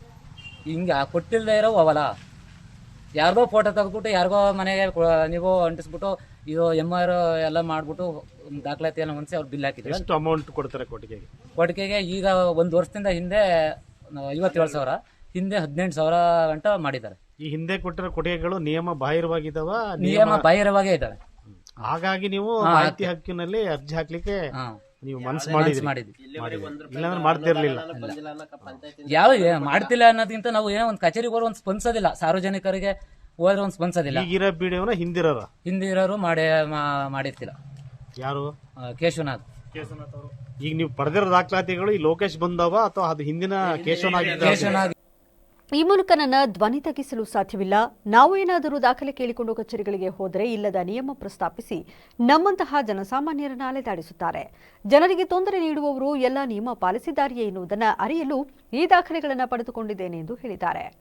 ಬಸವನಹಳ್ಳಿ ಕುಪ್ಪಲು ಗ್ರಾಮದ ರೈತ ರವಿ ಎಂಬುವರು 2020ರಿಂದ 2025 ಮಾರ್ಚ್ ತನಕ 15ನೇ ಹಣಕಾಸು ಉದ್ಯೋಗ ಖಾತ್ರಿ ಯೋಜನೆಯಡಿ ಕೈಗೊಳ್ಳಲಾಗಿರುವ ಅಭಿವೃದ್ಧಿ ಕಾಮಗಾರಿಗಳ ಮಾಹಿತಿಯನ್ನು ಕೋರಿ ಮಾಹಿತಿ ಹಕ್ಕು ಕಾಯ್ದೆಯಡಿ ಅರ್ಜಿ ಸಲ್ಲಿಸಿದರು. ನೀವು ಕೇಳಿರುವ ದಾಖಲೆಗಳು 16,370 ಪುಟಗಳಿದ್ದು, ಕಚೇರಿಗೆ ಭೇಟಿ ನೀಡಿ ತಮಗೆ ಯಾವುದು ಬೇಕು ಎಂದು ತಿಳಿಸಿದರೆ ಅದನ್ನು ಕೊಡುತ್ತೇವೆ ಎಂದು ವಿಷಯ ತಿಳಿಸಿದರೂ ಕೂಡ ಬಂದಿಲ್ಲ. ಹಾಗಾಗಿ ಅಷ್ಟು ಪುಟಗಳ ದಾಖಲೆಗಳನ್ನು ಪೋಸ್ಟ್ ಮೂಲಕ ನೀಡಲಾಗಿದೆ ಎಂದು ಗ್ರಾಮ ಪಂಚಾಯತ್ ಅಭಿವೃದ್ಧಿ ಅಧಿಕಾರಿ ಲೋಕೇಶ್ ತಿಳಿಸಿದರು. ಇದು ಬಸವನಹಳ್ಳಿ ಗ್ರಾಮದ ರವಿ ಅಂತ ಅವರು ಮಾಹಿತಿ ಹಕ್ಕಲ್ಲಿ ನಮಗೆ ಅರ್ಜಿ ಹಾಕಿ ಏನು 2020ರಿಂದ 2025ನೇ ಸಾಲಿನವರೆಗೆ ಮಾಹಿತಿ ನರೇಗಾದು ಮತ್ತು 15ನೇ ಹಣಕಾಸು ಮಾಹಿತಿ ಕೇಳಿದರು. ಅಷ್ಟು ಮಾಹಿತಿನ ನಾವು ಕ್ರೋಢೀಕರಿಸಿ ಅದನ್ನು ಜೆರಾಕ್ಸ್ ಮಾಡಿಸಿ ಅವರಿಗೆ ಕೊಟ್ಟಿದ್ದೀವಿ. ಅವರು ಕೊಟ್ಟಿದ್ರಲ್ಲ ಪರಿಶೀಲನೆ ಮಾಡಿ ಇದರಲ್ಲಿ ಯಾವ್ದು ಬೇಕು ಅದನ್ನು ಕೇಳಿದ್ರೆ ಅದನ್ನು ನಾವು ಜೆರಾಕ್ಸ್ ಮಾಡಿ ಕೊಡ್ತೀವಿ ಅಂತ. ಹಾಗಾಗಿ ಅವರು ಇಲ್ಲ ನಮಗೆಲ್ಲ ಒಟ್ಟಿಗೆ ಬೇಕು ಅಂತ ಹೇಳಿದ್ರು. ಹಾಗಾಗಿ ಎಲ್ಲನೂ ಒಟ್ಟಿಗೆ ಕ್ರೋಢೀಕರಿಸಿ ಕೊಟ್ಟಿದ್ದೀವಿ. ಜೈಪುರದಲ್ಲಿ ನಡೆದ MMA ಮಿಕ್ಸ್ ಮಾರ್ಷಲ್ ಆರ್ಟ್ಸ್ ರಾಷ್ಟ್ರೀಯ ಮಟ್ಟದ ಸ್ಪರ್ಧೆಯಲ್ಲಿ ಸಕಲೇಶಪುರ ತಾಲೂಕಿನ 4 ಯುವಕರು ಪಾಲ್ಗೊಂಡು ಚಿನ್ನದ ಪದಕಗಳನ್ನು ಗೆದ್ದು ಜಿಲ್ಲೆಯ ಕೀರ್ತಿಯನ್ನು ರಾಷ್ಟ್ರಮಟ್ಟದಲ್ಲಿ ಹೆಚ್ಚಿಸಿದ್ದಾರೆ ಎಂದು ಪುರಸಭೆಯ ಮಾಜಿ ಅಧ್ಯಕ್ಷ ಸೈಯದ್ ಮುಫೀಸ್ ತಿಳಿಸಿದ್ದಾರೆ. ರಾಜಸ್ಥಾನದ ಜೈಪುರ ಸಂಸ್ಕಾರ್ ಸ್ಕೂಲ್ನಲ್ಲಿ ನಡೆದ ರಾಷ್ಟ್ರೀಯ ಮಟ್ಟದ MMA ಮಿಕ್ಸ್ ಮಾರ್ಷಲ್ ಆರ್ಟ್ಸ್ ಸ್ಪರ್ಧೆಯಲ್ಲಿ ವಿಜೇತರಾದ ಯುವಕರನ್ನು ನಾಗರಿಕರ ಪರವಾಗಿ ಸನ್ಮಾನಿಸಿ ನಂತರ ಮಾತನಾಡಿ, ತಾಲೂಕಿನ ಉಮರ್ ಫಾರೂಕ್, ಮೊಹಮ್ಮದ್ ಆಸಿಫ್ ಮತ್ತು ಮೊಹಮ್ಮದ್ ಸಾಹಿಲ್ ತಮ್ಮ ಅದ್ಭುತ ಆಟದ ಮೂಲಕ ಚಿನ್ನದ ಪದಕಗಳನ್ನು ಪಡೆದು ರಾಜ್ಯಕ್ಕೆ ಕೀರ್ತಿ ತಂದಿದ್ದಾರೆ ಎಂದು ಶ್ಲಾಘಿಸಿದರು. ಈ ಯುವಕರು ರಾಷ್ಟ್ರಮಟ್ಟದ ಕ್ರೀಡೆಯಲ್ಲಿ ತಮ್ಮ ಸಾಮರ್ಥ್ಯವನ್ನು ತೋರಿಸಿ ತಾಲೂಕು, ಜಿಲ್ಲೆ ಹಾಗೂ ರಾಜ್ಯದ ಹೆಮ್ಮೆಯನ್ನು ಹೆಚ್ಚಿಸಿದ್ದಾರೆ. ಇವರ ಭವಿಷ್ಯ ಉಜ್ವಲವಾಗಲಿ. ಮುಂದಿನ ಎಲ್ಲ ಸ್ಪರ್ಧೆಗಳಿಗೆ ಬೇಕಾಗುವ ಸಹಾಯವನ್ನು ನನ್ನ ಕೈಲಾದ ಮಟ್ಟದಲ್ಲಿ ನೀಡುತ್ತೇನೆ. ಶೀಘ್ರದಲ್ಲೇ ಅಂತಾರಾಷ್ಟ್ರೀಯ ಮಟ್ಟದಲ್ಲೂ ಸ್ಪರ್ಧಿಸಿ ದೇಶಕ್ಕೆ ಕೀರ್ತಿ ತರುತ್ತಾರೆ ಎಂದು ನಂಬಿದ್ದೇನೆ ಎಂದು ಹೇಳಿದರು. ಪಡೆದು ಇಲ್ಲಿ ಬಂದಿರತಕ್ಕಂಥ ಫಾರೂಕ್ ಅವರಿಗೆ ಎಲ್ಲರ ಪರವಾಗಿ ಧನ್ಯವಾದ ಸಲ್ಲಿಸ್ತೀನಿ. ಎಲ್ಲರ ಪರವಾಗಿ ನಮ್ಮ ಸಕಲೇಶ್ಪುರದ ಜನತೆ ಪರವಾಗಿ ಎಲ್ಲರಿಗೂ ಧನ್ಯವಾದ ಸಲ್ಲಿಸ್ತೀನಿ. ಆಮೇಲೆ ಅವರ ಕೋಚರ್ ಕೂಡ ಇಂದ್ರಜಿತ್ ಕುಮಾರ್ ಅವರು ತುಂಬಾ ಒಂದು ಸಪೋರ್ಟ್ ಕೊಟ್ಟು ಒಂದು ಆ ಲೆವೆಲ್ ತನಕ ತಗೊಂಡು ಹೋಗಿದ್ದಾರೆ. ಅವ್ರಿಗೂ ಕೂಡ ಎಲ್ಲರ ಪರವಾಗಿ ಧನ್ಯವಾದ ಸಲ್ಲಿಸ್ತೀನಿ. ಇವತ್ತು ನಮ್ಮ ಸಕಲೇಶ್ಪುರದಲ್ಲಿ ಈ ತರ ಒಂದು ಇದ್ದಾರೆ, ಈ ತರ ಕಿಕ್ ಬಾಕ್ಸಿಂಗ್ ಅಲ್ಲಿ ಮೊದಲನೇ ಸ್ಥಾನ ಪಡೆದು ಇಲ್ಲಿ ತನಕ ಬಂದಿರೋಂಥ ಇವ್ರಿಗೆ ನಾನು ಒಂದು ಖುಷಿಯಾಗಿ ಒಂದು ಸನ್ಮಾನ ಮಾಡಬೇಕು ಅಂತ ಯಾವಾಗ ನಾನು ಇವ್ರ ನ್ಯೂಸ್ ನೋಡಿದೆ, ಯಾವಾಗ ಇವ್ರು ಫೈಟ್ ಮಾಡ್ತಾ ಇದ್ದೀನಿ ನೋಡಿದೆ, ಯಾರು ಇವ್ರಿಗೆ ನೋಡಿದೀವಲ್ಲ ಅಂತ ಮೊದಲೇ ಗೊತ್ತಾಗಿಲ್ಲ ನನಗೆ. ಆಮೇಲೆ ಗೊತ್ತಾಯ್ತು ಇವ್ರಿಗೆ ನೋಡಿ ಫಾರೂಕಿಗೆ. ಆಮೇಲೆ ಅವತ್ತೇ ನಾನು ಮಾಡಿ ಅವ್ರಿಗೆ ಮಾತಾಡಿದೆ, ನೀವು ಇರಿ, ನೀವು ಮಾಡಿ, ನಾವಿದ್ದೀವಿ ನಿಮ್ಮ ಜೊತೆ. ನೀವು ಸಕಲೇಶ್ಪುರಕ್ಕೆ ಬಂದಾಗ ಫಸ್ಟ್ ನನಗೆ ತಿಳಿಸ್ಬೇಕು, ನಿಮಗೆ ಕಾಣ್ಬೇಕು ನಾನು ಅಂತ. ನಾನು ಮೊದಲನೇದಾಗಿ ನಿಮ್ಮ ಹತ್ರ ಕ್ಷಮೆ ಯಾಚಿಸ್ತೀನಿ. ಸಕಲೇಶ್ಪುರದಲ್ಲಿ ನಿಮಗೆ ದೊಡ್ಡದಾಗಿ ಒಂದು ಸನ್ಮಾನ ಮಾಡಬೇಕಿತ್ತು. ಇಡೀ ನೀವು ಸಕಲೇಶ್ಪುರಕ್ಕೆ ಎಂಟ್ರಿ ಆದಾಗಲೇ ನಾವು ಮಾಡಬೇಕಿತ್ತು. ಯಾಕಂದ್ರೆ ನೀವು ಮಾಡಿದ ಸಾಧನೆ ಇದೆಯಲ್ಲ, ಅದು ಸಣ್ಣ ಪುಟ್ಟ ಸಾಧನೆ ಅಲ್ಲ, ದೊಡ್ಡ ಸಾಧನೆ. ಅದು ಇಡೀ ಊರಿಗೆ ಗೊತ್ತು ಮಾಡಿಸ್ಬೇಕಿತ್ತು ನಾವು. ಆಯ್ತಾ? ನಮಗೆ ಚಿನ್ನದ ಪದಕ ವಿಜೇತ ಉಮರ್ ಫಾರೂಕ್ ಮಾತನಾಡಿ, ದೇಶದ ವಿವಿಧ ಭಾಗಗಳಿಂದ ಸುಮಾರು 250ಕ್ಕಿಂತ ಹೆಚ್ಚು ಸ್ಪರ್ಧಿಗಳು ಈ ಪಂದ್ಯಾವಳಿಯಲ್ಲಿ ಭಾಗವಹಿಸಿದ್ರು. ರಾಜ್ಯದಿಂದ 40 ಮಂದಿ ಹಾಗೂ ನಮ್ಮ ಜಿಲ್ಲೆಯಿಂದ 4 ಆಯ್ಕೆಯಾಗಿದ್ದೇವೆ. ಈ ಸಾಧನೆ ಮಾಡಲು ಸ್ನೇಹಿತರು, ಜಿಮ್ ಸಿಬ್ಬಂದಿ ಮತ್ತು ಕೋಚ್ಗಳ ಮಾರ್ಗದರ್ಶನ ಬಹುಮುಖ್ಯವಾಗಿದೆ. ಸೈಯದ್ ಮುಫೀಸ್ ಸರ್ರಿಂದ ದೊರೆತ ಸನ್ಮಾನ ನಮ್ಮಲ್ಲಿ ಹೆಚ್ಚಿನ ಪ್ರೇರೇಪಣೆಯನ್ನ ತುಂಬಿದೆ ಎಂದರು. 45 ಫೈಟರ್ಸ್ಗಳು ಇಲ್ಲಿಂದ ಹೋಗಿದ್ವಿ. ಅದರಲ್ಲಿ ನಮ್ಮ ಹಾಸನ ಡಿಸ್ಟ್ರಿಕ್ಟ್ ಸಕಲೇಶಪುರದಿಂದ ನಾವು 4 ಜನ ಇಲ್ಲಿಂದ ಹೋಗಿದ್ವಿ. 4 ಜನನೂ ಗೋಲ್ಡ್ ತಗೊಂಡಿದ್ವಿ. ಅದರಲ್ಲಿ ಒಂದು ಗೋಲ್ಡ್ ತಗೋಬೇಕು ಅಂದರೆ ಮಿನಿಮಮ್ಮು 3 ಫೈಟ್ಸ್ ಆಡಬೇಕು. ಒಂದು ಫೈಟಲ್ಲೇ ಗೋಲ್ಡ್ ಸಿಗೋಲ್ಲ. ಸೊ 1 ಫೈಟು, 2 ಫೈಟು, ಆಮೇಲೆ ಸೆಮಿ ಫೈನಲ್ ಎಲ್ಲ ಆಡಿಬಿಟ್ಟು ನಾವು ಫೈನಲಿ ಗೋಲ್ಡ್ ತಗೊಂಡಿದ್ವಿ. ಮತ್ತು ನಮಗೆ ಸಪೋರ್ಟ್ ಮಾಡಿರೋ ತುಂಬ ಜನ ಇದ್ದಾರೆ. ಇದರಲ್ಲಿ ಸ್ಪಾನ್ಸರ್ಶಿಪ್ ಆಗಲಿ, ನಮಗೆ ಒಂದು ಫೈಟಿಗೆ ಹೋಗ್ಬೇಕಂದ್ರೆ ಎಷ್ಟು ಖರ್ಚಂತ ಇರುತ್ತೆ. ಒಂದು ಈಗ ಹೋಗಿರೋ ಇದರಲ್ಲಿ ಅಪ್ರಾಕ್ಸಿಮೇಟ್ ಒಂದು 1 ಲಕ್ಷ ತನಕ ಖರ್ಚು ಬಂದಿತ್ತು. ಅದರಲ್ಲಿ ನಮ್ಮ ಜಿಮ್ ಅವರು ಮತ್ತು ತುಂಬ ಜನ ನಮಗೆ ಸಪೋರ್ಟ್ ಮಾಡಿದ್ದಾರೆ. ಸಪೋರ್ಟ್ ಮಾಡಿಲ್ಲ ಅಂದರೆ ಸಪೋರ್ಟಿಂದನೇ ನಾವು ಎಷ್ಟು ಜನ ಹೋಗಿದ್ವಿ. ಅವ್ರು ಏನು ಸಪೋರ್ಟ್ ಮಾಡಿದ್ದಾರೆ, ಮತ್ತು ಎಸ್ಪೆಷಲಿ ನಮ್ಮ ಕೋಚ್ ಹಾಡು ಬಂದುಬಿಟ್ಟು ಅವ್ರು ಸಖತ್ ಹಾಡು ನಮಗೆ ಪುಷ್ ಮಾಡಿದ್ದಾರೆ. ಅವ್ರು ಪುಷ್ ಮಾಡಿಲ್ಲ ಅಂದರೆ ಇವನ್ ನಾವೀಗ ಬಂದುಬಿಟ್ಟು ಖಾಲಿ ಕಿಕ್ ಬಾಕ್ಸಿಂಗ್ ಆಡಿಲ್ಲ. ಇದು MMA ಮೀನ್ಸ್ ಇದರಲ್ಲಿ ಕಿಕ್ ಬಾಕ್ಸಿಂಗು, ರೆಸ್ಲಿಂಗು, BJJ, ಜೂಡೋ ಅಂತ ಹೇಳ್ಬಿಟ್ಟು ಟೋಟಲ್ 6 ಮಾರ್ಷಲ್ ಆರ್ಟ್ಸ್ ಇನ್ಕ್ಲೂಡ್ ಆಗುತ್ತೆ. 6 ಮಾರ್ಷಲ್ ಆರ್ಟ್ಸ್ ನಾವು ಆಡಬೇಕು ಅಂದ್ರೂ ನಾವು ಇಷ್ಟು ಮೆಡಿಕಲ್ ಅಂತ ಇರುತ್ತೆ. ಆ ಮೆಡಿಕಲ್ ಚೆಕ್ ಮಾಡಿಬಿಟ್ಟು ಎಲ್ಲ ಪುಷ್ ಮಾಡಿ ಹೋಗ್ಬೇಕು ಅಂದ್ರೂ ಅಷ್ಟು ನಮಗೆ ಬ್ಯಾಕ್ ಇದು ನ್ಯಾಷನಲಲ್ಲೆಲ್ಲ ಗೋಲ್ಡ್ ಹೊಡೆದಿದ್ದೀವಿ. ಅದಕ್ಕೆ ನಮ್ಮ ಕೋಚು ಸಪೋರ್ಟ್ ಮಾಡಿದ್ದಾರೆ, ಇಂದ್ರಜಿತ್ ಕೋಚು ಸಪೋರ್ಟ್ ಮಾಡಿದ್ದಾರೆ. ಆಮೇಲೆ ಅಲ್ಲಿ ಹೋದ್ಮೇಲೆ ಎಲ್ಲ ಊಟ ತಿಂಡಿ ಎಲ್ಲ ಇವರೆಲ್ಲ ಸಪೋರ್ಟ್ ಮಾಡಿ ಚೆನ್ನಾಗಿರೋದೆಲ್ಲ ಕೊಡಿಸಿದ್ದಾರೆ. ಏನೇನು ಬೇಕೋ ಅದೆಲ್ಲ ಕೊಡಿಸ್ತಿದ್ರು.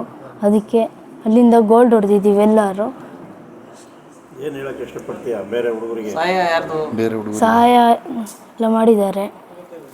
ಆಮೇಲೆ ನಮ್ಮ ಜಿಮ್ಮಿಂದು ಎಲ್ಲರೂ ಇದು ದುಡ್ಡು ಖರ್ಚೆಲ್ಲ ಕೊಟ್ಟಿದ್ದಾರೆ. ಅದಕ್ಕೆ ಅವರಿಗೂ ಧನ್ಯವಾದ ಸಲ್ಲಿಸ್ತೀನಿ. Thank you.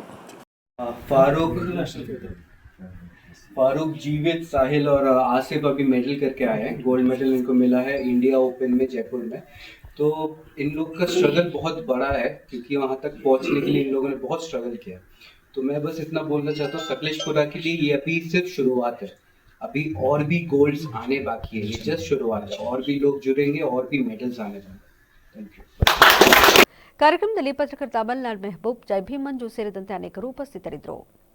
ಬ್ರೈನ್ ಟ್ಯೂಮರ್ ಈಗ ಮಾರಣಾಂತಿಕವಲ್ಲ. ಈ ನಕಾರಾತ್ಮಕ ಮನೋಭಾವದ ಬದಲಾವಣೆಗೆ ಬೆಂಗಳೂರಿನ ಯಶವಂತಪುರದ ಮಣಿಪಾಲ ಆಸ್ಪತ್ರೆ ಎಲ್ಲ ರೀತಿಯಲ್ಲೂ ಸನ್ನದ್ಧವಾಗಿದೆ ಎಂದು ಸೀನಿಯರ್ ಕನ್ಸಲ್ಟೆಂಟ್ ನ್ಯೂರೋ ಸರ್ಜನ್ ಮತ್ತು ಸ್ಪೈನ್ ಸರ್ಜನ್ ಡಾಕ್ಟರ್ ಅನ್ಮೋಲ್ ತಿಳಿಸಿದ್ದಾರೆ.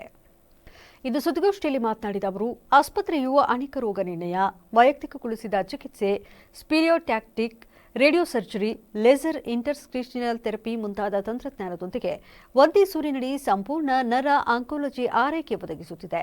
ಚಿಕಿತ್ಸೆಗಾಗಿ ವಿದೇಶಕ್ಕೆ ಹೋಗಬೇಕಿಲ್ಲ. ಕರ್ನಾಟಕದಲ್ಲೇ ವಿಶ್ವದರ್ಜೆಯ ಚಿಕಿತ್ಸೆ ನಮ್ಮ ಗುರಿ. ಸರಳ ಆರಂಭಿಕ ರೋಗ ನಿರ್ಣಯ, ಸುರಕ್ಷಿತ ಶಸ್ತ್ರಚಿಕಿತ್ಸೆಗಳು ಮತ್ತು ಚುರುಕಾದ ಚಿಕಿತ್ಸಾ ವಿಧಾನಗಳಿಂದ ರೋಗಿಗಳನ್ನು ಸಾಧ್ಯವಾದಷ್ಟು ಬೇಗ ಸಾಮಾನ್ಯ ಜೀವನಕ್ಕೆ ಮರಳಿಸುವುದು. ಈಗ ಮೇಲುಸ್ತರದ ನರ ಆಂಕೋಲಜಿ ಚಿಕಿತ್ಸೆಗಾಗಿ ವಿದೇಶಕ್ಕೆ ಹೋಗುವ ಅಗತ್ಯವಿಲ್ಲ. ಕರ್ನಾಟಕದಲ್ಲೇ ವಿಶ್ವದರ್ಜೆಯ ಸೌಲಭ್ಯ ಲಭ್ಯ ಎಂದು ಆತ್ಮವಿಶ್ವಾಸದಿಂದ ಹೇಳಿದರು.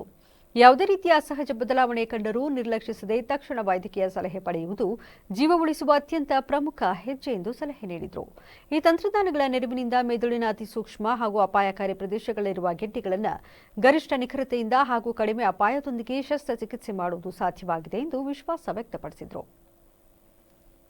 ಮೆದುಳಿನ ಗೆಡ್ಡೆ ಯೂಶ್ವಲಿ 2 ಥರ ಇರುತ್ತೆ. ಒಂದು ಬಿನೈನ್ ಟ್ಯೂಮರ್ ಅಂತ ಹೇಳ್ತೀವಿ, ಅಂದರೆ ಇದು ಲೋ ಗ್ರೇಡ್ ಟ್ಯೂಮರ್ಸ್. ಈಗ ನಮ್ಮ ಮೆಡಿಕಲ್ ಟರ್ಮ್ಸಲ್ಲಿ ಟ್ಯೂಮರ್ ಅಂದರೆ ಗೆಡ್ಡೆ, ಟ್ಯೂಮರ್ ಅಂದರೆ ಯಾವಾಗಲೂ ಕ್ಯಾನ್ಸರ್ ಅಂತ ಅಲ್ಲ. ಸೊ ಒಂದು ಬಿನೈನ್ ಟ್ಯೂಮರ್, ಅದಕ್ಕೆ ಕ್ಯಾನ್ಸರ್ ಇಲ್ಲ ಕಾಯಿಲೆ. ಇನ್ನೊಂದು ಮ್ಯಾಲಿಗ್ನೆಂಟ್ ಟ್ಯೂಮರ್ ಅಂತೀವಿ, ಅದು ಕ್ಯಾನ್ಸರಸ್ ಕಾಯಿಲೆ. ಸೊ ಈಗ ನೀವು ಬೇರೆ ಅಂಗಾಂಗಗಳಲ್ಲಿ, ಅಂದರೆ ಈಗ ಹೊಟ್ಟೆಯಲ್ಲಿ, ಕರಳಲ್ಲಿ ಸ್ಟೇಜಿಂಗ್ ಅಂತ ಮಾಡ್ತೀವಿ. ಸ್ಟೇಜಿಂಗ್ ಅಂದರೆ ಸ್ಟೇಜ್ 1, 2, 3, 4 ಅಂತ. ಸ್ಟೇಜ್ 4 ಅಂದರೆ ಈಗ ಕ್ಯಾನ್ಸರು ಬೇರೆ ಕಡೆಗೆ ಹರಡಿರುತ್ತೆ.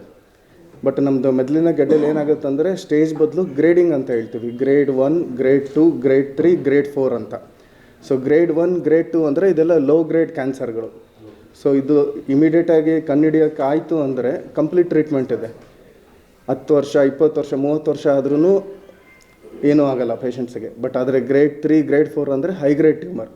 ಸೊ ಬೇಗ ಬೆಳವಣಿಗೆ ಆಗುತ್ತೆ ಈ ಟ್ಯೂಮರ್ಸು. ಪ್ಲಸ್ ಈ ಟ್ಯೂಮರ್ ಎಲ್ಲಿಂದ ಬರುತ್ತೆ? ಈಗ ಪ್ರೈಮರಿ ಟ್ಯೂಮರ್ ಮತ್ತು ಸೆಕೆಂಡ್ರಿ ಟ್ಯೂಮರ್ ಅಂತ. ಪ್ರೈಮರಿ ಅಂದರೆ ಬ್ರೈನ್ ಸೆಲ್ಸ್ ಅಂತ ಹೇಳ್ತೀವಿ. ಸೊ ಅದು ಗ್ಲಯಲ್ ಸೆಲ್ಸ್ ಅಂತ ಇರುತ್ತೆ ಬ್ರೈನಲ್ಲಿ. ಸೊ ನ್ಯೂರಾನ್ಸ್ ಅಂತ, ಇದು ನಮ್ಮ ಎಲೆಕ್ಟ್ರಿಕಲ್ ಸರ್ಕ್ಯೂಟ್ಸ್ ಇದು. ಸೊ ಆ ಜಾಗದಿಂದ ಉತ್ಪತ್ತಿಯಾಗೋ ಟ್ಯೂಮರಿಗೆ ಪ್ರೈಮರಿ ಬ್ರೈನ್ ಟ್ಯೂಮರ್. ಹಾಸನ ನಗರಾಭಿವೃದ್ಧಿ ಪ್ರಾಧಿಕಾರದ ಅಧ್ಯಕ್ಷರಾಗಿರುವ ಪಟೇಲ್ ಶಿವಪ್ಪ ಅವರಿಗೆ ಇದೇ ತಿಂಗಳ 26ರಂದು ನಗರದ ಕನಕ ಭವನದಲ್ಲಿ ಅಭಿನಂದನಾ ಸಮಾರಂಭ ಹಮ್ಮಿಕೊಳ್ಳಲಾಗಿದೆ ಎಂದು ತಾಲೂಕು ಕುರುಬರ ಸಂಘದ ಅಧ್ಯಕ್ಷ ಸಿದ್ದೇಗೌಡ ತಿಳಿಸಿದರು. ಇಂದು ಸುದ್ದಿಗೋಷ್ಠಿಯಲ್ಲಿ ಮಾತನಾಡಿ, ತಾಲೂಕು ಜಿಲ್ಲಾ ಕುರುಬರ ಸಂಘದ ಆಶ್ರಯದಲ್ಲಿ ಕಾರ್ಯಕ್ರಮ ನೆರವೇರುತ್ತಿದ್ದು, ಕಾಗಿನೆಲೆ ಕನಕ ಗುರುಪೀಠದ ಕೆಆರ್ನಗರ ಶಾಖಾ ಮಠದ ಶ್ರೀ ಶಿವಾನಂದಪುರಿ ಮಹಾಸ್ವಾಮೀಜಿಗಳ ಕೃಪಾಶೀರ್ವಾದಗಳೊಂದಿಗೆ ಸಮಾರಂಭ ನಡೆಯಲಿದೆ. ಜಿಲ್ಲೆಯ ಸಮುದಾಯದ ಎಲ್ಲ ಮುಖಂಡರು ಕಾರ್ಯಕ್ರಮದಲ್ಲಿ ಭಾಗಿಯಾಗುವಂತೆ ಮನವಿ ಮಾಡಿದರು. ನಗರಾಭಿವೃದ್ಧಿ ಪ್ರಾಧಿಕಾರದ ಅಧ್ಯಕ್ಷರಾದ ಪಟೇಲ್ ಶಿವಣ್ಣನವರಿಗೆ 26/11/25ರಂದು ಒಂದು 12 ಗಂಟೆಗೆ ಅಭಿನಂದನಾ ಕಾರ್ಯಕ್ರಮ ನಮ್ಮ ಕನಕ ಸಮುದಾಯ ಭವನದಲ್ಲಿ ಅಳವಡಿಸಿದ್ದೀವಿ. ಅದರಿಂದ ನಮ್ಮ ಸ್ವಾಮೀಜಿಯವರು ಶಿವಾನಂದಪುರಿ ಮಹಾಸ್ವಾಮಿಗಳು KR ನಗರ ಶಾಖೆ ಮಠ ಅವರು ಸಹ ಆಗಮಿಸ್ತವ್ರೆ. ಅದರಿಂದ ನಾವು ನಮ್ಮ ಸಮಾಜದ ವತಿಯಿಂದ ಎಲ್ಲರೂ ಸೇರಿ ಅವರಿಗೆ ಒಂದು ಅಭಿನಂದನೆ ಕಾರ್ಯಕ್ರಮವನ್ನು ಹಮ್ಮಿಕೊಳ್ತಾ ಇದ್ದೀವಿ. ಅದರಿಂದ ನಮ್ಮ ಸಮಾಜಕ್ಕೆ ಒಳ್ಳೆಯ ಗೌರವವನ್ನು ಸರ್ಕಾರದವರು ಕೊಟ್ಟಿರೋದರಿಂದ ಅವರಿಗೆ ನಾವು ಅಭಿನಂದನೆ ಕಾರ್ಯಕ್ರಮಗಳನ್ನು. ಪತ್ರಿಕಾಗೋಷ್ಠಿಯಲ್ಲಿ ತಾಲೂಕು ಸಂಘದ ವಿವಿಧ ಪದಾಧಿಕಾರಿಗಳು ಹಾಜರಿದ್ದರು. ಕೇಂದ್ರ ಸರ್ಕಾರ ಶ್ರಮಧರ್ಮ ಎಂದು ಹೇಳಿಕೊಂಡು ಶ್ರಮಶಕ್ತಿ ನೀತಿ ಎಂಬ ರಾಷ್ಟ್ರೀಯ ಕಾರ್ಮಿಕ ಮತ್ತು ಉದ್ಯೋಗ ನೀತಿಯ ಕರಡು ಪ್ರಕಟಿಸಿರುವುದು ಗುಲಾಮಗಿರಿಗೆ ಹೇರಿಕೆ ಎಂದು ಸಿಐಟಿಯು ರಾಜ್ಯ ಉಪಾಧ್ಯಕ್ಷ ಧರ್ಮೇಶ್ ಖಂಡಿಸಿದರು. ಇಂದು ಸುದ್ದಿಗೋಷ್ಠಿಯಲ್ಲಿ ಮಾತನಾಡಿದ ಅವರು, ಕಾರ್ಮಿಕ ಕಾನೂನು ಆಡಳಿತ ನಿಯಂತ್ರಣವನ್ನು ಮುಕ್ತಗೊಳಿಸಿ ದುಡಿಯುವ ಜನರ ಹಕ್ಕು ದಮನ ಮಾಡುವುದು ಇದರ ಉದ್ದೇಶ ಎಂದರು. ಇದರಲ್ಲಿ ಮನುಸ್ಮೃತಿ, ಧರ್ಮಶಾಸ್ತ್ರಗಳನ್ನು ಪ್ರಸ್ತಾಪಿಸಲಾಗಿದೆ. ಮತ್ತೊಮ್ಮೆ ಅಸಮಾನತೆಯನ್ನು ಕಾನೂನುಬದ್ಧಗೊಳಿಸುವ ಮತ್ತು ಕಾರ್ಮಿಕರ ಹಕ್ಕು ಆಧಾರಿತ ವಿಧಾನವನ್ನು ನಿಗ್ರಹಿಸುವ ಕಸರತ್ತು ಇದಾಗಿದೆ ಎಂದು ದೂರಿದರು. ಭಾರತೀಯ ಸಂವಿಧಾನದ ಮೂಲಭೂತ ಮೌಲ್ಯಗಳಿಗೆ ವ್ಯತಿರಿಕ್ತವಾಗಿರುವ ಕಾರ್ಮಿಕ ಸಂಹಿತೆಗಳನ್ನು ಜಾರಿಗೊಳಿಸಲಾಗುತ್ತಿದೆ. ಕಾರ್ಮಿಕ ಇಲಾಖೆ ತನ್ನೆಲ್ಲ ಅಧಿಕಾರ ಬಲವನ್ನು ಕಳೆದುಕೊಳ್ಳಲಿದೆ. ಕೇಂದ್ರದ ಈ ಕರಡು ನೀತಿಯನ್ನು ಖಂಡಿಸಿ ನವೆಂಬರ್ 26ರ ಸಂವಿಧಾನ ದಿನದಂದು ಪ್ರತಿಭಟನೆ ನಡೆಸಲಾಗುವುದು ಎಂದರು.